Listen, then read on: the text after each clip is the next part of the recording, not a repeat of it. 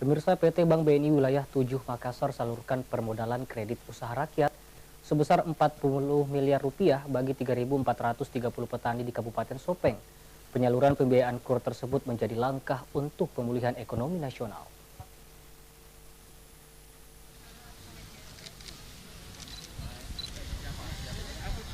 PT Bank BNI Wilayah 7 Makassar membantu petani jagung di Desa Tetewatu, Kecamatan Lili Rilau, Kabupaten Sopeng, Sulawesi Selatan mendapatkan hasil panen melimpah.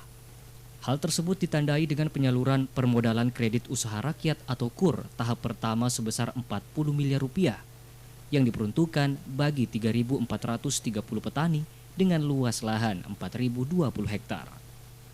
Pimpinan BNI Wilayah 7 Hadi Santoso mengatakan, penyaluran pembiayaan KUR ini merupakan konsep non-apik untuk pemulihan ekonomi nasional, khususnya di sektor pertanian, sebab jika komoditi paling dasar seperti jagung bergerak, maka sektor lainnya bisa ikut bergerak juga, dengan harapan permodalan yang dihadirkan benar-benar dimanfaatkan untuk modal menanam. Untuk petani klaster seperti yang kita bangun di Kabupaten Sopeng ini, sebelumnya sudah pernah kita lakukan di beberapa tempat ya.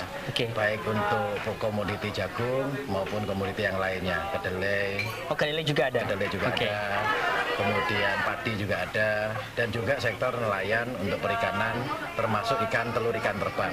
Jadi beberapa tempat sudah kita kembangkan dan akan terus berlanjut pada tahun ini. Hadi juga menegaskan, dengan adanya pembiayaan ini maka perlu ada pendampingan langsung Pemda setempat.